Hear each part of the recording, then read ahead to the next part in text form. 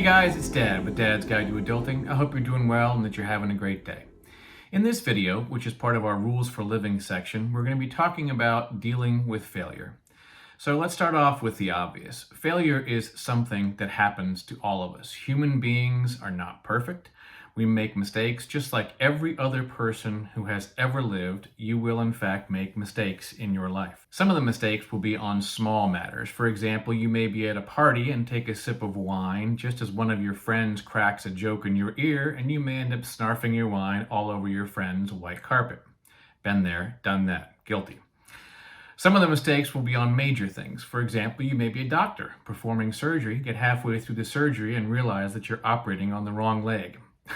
No kidding, that has actually happened. So we all make mistakes. We all fail. How do we deal with that? Most important lesson is to recognize that failure is part of life, and what is not important is whether you have failed at something.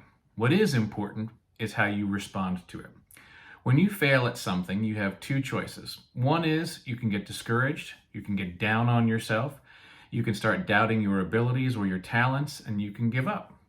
Second option is you can do what all successful people and all great leaders do. They decide to learn from the mistake, figure out what they did wrong, vow never to repeat the same mistake, and then get up and march forward with vigor and determination. Before we move on, I want to make sure you understand and have picked up on an important point there.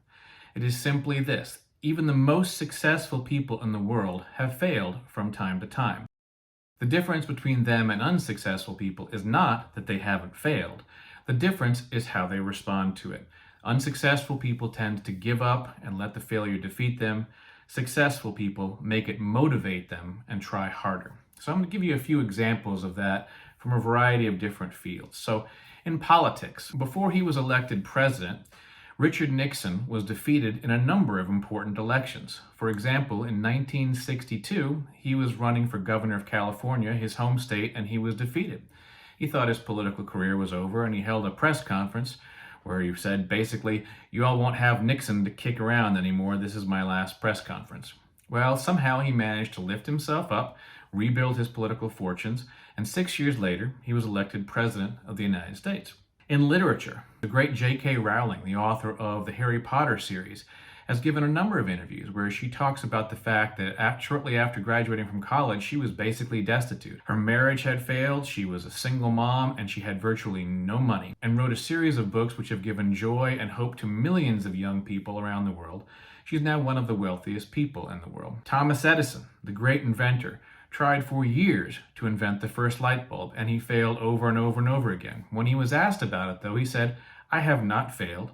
I have figured out 10,000 ways that don't work." Notice the attitude. He's determined to continue on even though he's tried and failed 10,000 times. He ended up inventing the light bulb, which changed all of our lives. And here in Atlanta, of course I got to do the Atlanta thing, the Atlanta Braves last year, they were up 3-1 in the National League Championship Series, ended up blowing it and losing the series. This year, they won the World Series, picked themselves back up. Again, it's how you respond to failure that defines you. So what's the constant theme here? It's very simple. Don't stop moving because you fail. Pick yourself up time and time again and continue moving forward towards your goal. The nice thing to recognize here is that you are in total control of how you respond to failure. You may not be in control of how you fail or what happens that causes you to fail, but you are in total control of your response to it. No one can force you to give up after a failure or cause you to doubt yourself or lose motivation. Only you can do that to yourself. Only you can sort of make that conscious decision that you're going to let it defeat you. And only you can say, "I am not going to let that defeat me. I'm going to march on." One thing you don't want to do, and sometimes people think about this when they're trying to avoid failing, is aiming too low. Obviously, the higher your goals, the more you try to achieve, the more likely it is that you will fail. For example, if you make it a goal to climb Mount Everest without using supplemental oxygen, only very, very few people have done that, and it's really incredibly difficult. The likelihood that you will fail is very high. But that does not mean that you should not aim high. It means you need to prepare for it and be ready for it, and accept the fact that if you fail, you didn't fail because you aimed high, you failed because what you were trying to accomplish was incredibly difficult. As they say, if at first you don't succeed, try again. That is absolutely true. You cannot let a failure become a measure of your self-worth as a person. Judge your character not by whether you have failed to reach a goal, but instead by what your response was afterwards. Did you get back up and keep moving forward or not? You're going to get knocked down from time to time in your life. Question is not whether you got knocked down.